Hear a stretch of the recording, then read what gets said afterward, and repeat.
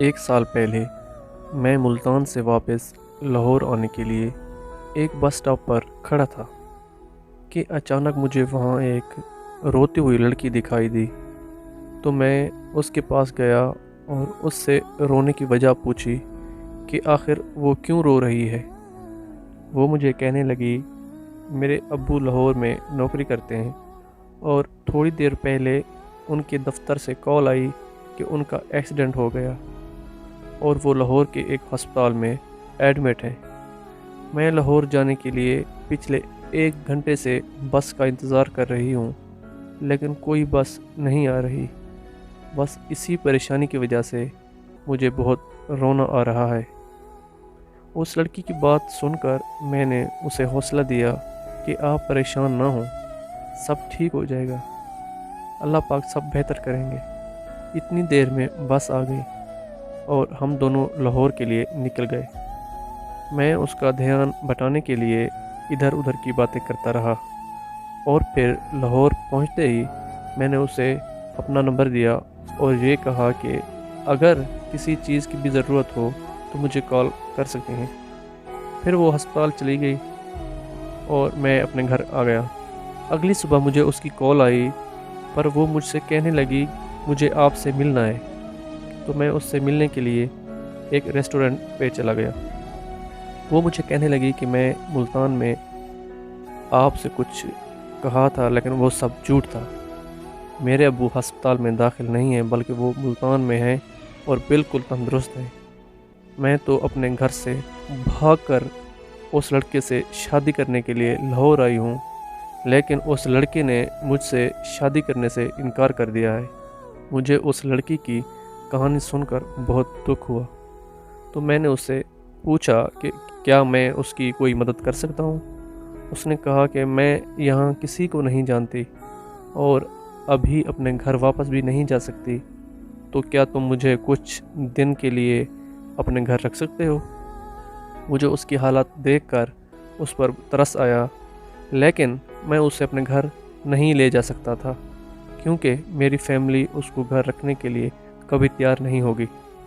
इसलिए मैंने उसे साफ साफ इनकार कर दिया। मेरा इनकार सुनते ही वो वहाँ से रोती हुई चली गई। मैं घर वापस आया तो बहुत परेशान था। अम्मी ने मुझसे परेशानी की वजह पूछी तो मैंने अम्मी को सारी बात बता दी। तो मेरी अम्मी ने कहा कि जाओ और उसे घर ले आओ, और इस तरह मैं उसे अपने घर ले आया और कुछ दिनों के लिए वो हमारी फैमिली का हिस्सा बन गई और मुझे उससे बहुत प्यार हो गया। एक दिन हम दोनों घर की छत पर बैठे थे तो मैंने उसे प्रपोज कर दिया।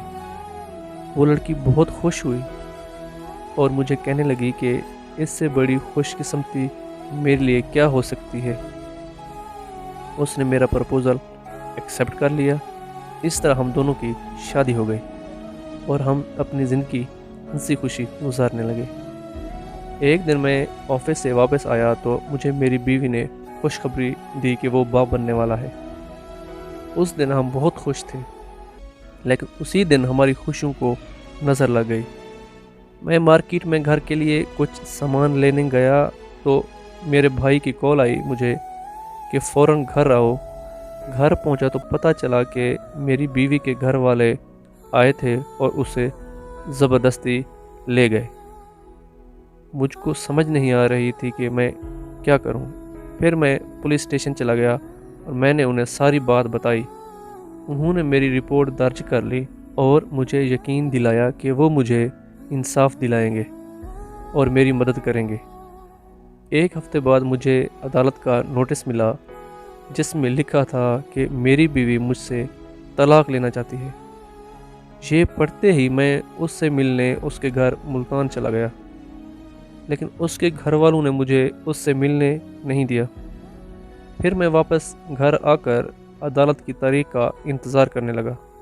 मेरी बीवी को वो नहीं लेकर आए, बल्कि उन्होंने ये बोल दिया कि वो बीमार है और अदालत में पेश नहीं हो सकती। फिर यूं ही तारीखों का सिलसिला चलता रहा और ऐसे ही इंतज़ार करते करते 5 महीने गुजर गए। फिर एक तारीख पर उन्हें मेरी बीवी को लाना ही पड़ा। میں اس دن بہت خوش ہوا کیونکہ میں اس سے ملنے والا تھا اور مجھے لگ رہا تھا کہ آج فیصلہ ہو جائے گا اور میری بیوی مجھے مل جائے گی، لیکن جب میں نے اپنی بیوی کو دیکھا تو میرے پیروں تلے زمین نکل گئی، کیونکہ میں نے دیکھا کہ اس کے پیٹ میں بچہ ہی نہیں ہے، یعنی وہ میرا بچہ گرا چکی تھی۔ پھر اس نے جج کے سامنے کہا کہ مجھے اس سے طلاق لینی ہے کیونکہ میں اس پر تشدد کرتا تھا اور میرے تشدد کی وجہ سے میرا بچہ ضائع ہو گیا۔ یقین کریں وہ دن میرے لیے قیامت کا دن تھا جب جج صاحب نے ہمیشہ ہمیشہ کے لیے ہماری جدائی لکھ دی۔ میں اس دن ایسا خاموش ہوا کہ اب میرا کسی سے بات کرنے کا دل نہیں کرتا۔ میں اگر چاہتا تو اپنے بچے کے قتل کا کیس بھی کر سکتا تھا، لیکن میں نے اپنا یہ معاملہ اپنے اللہ کے سپرد کر دیا اور دل میں یہ ٹھان لیا کہ میرا انصاف میرا اللہ پاک کرے گا۔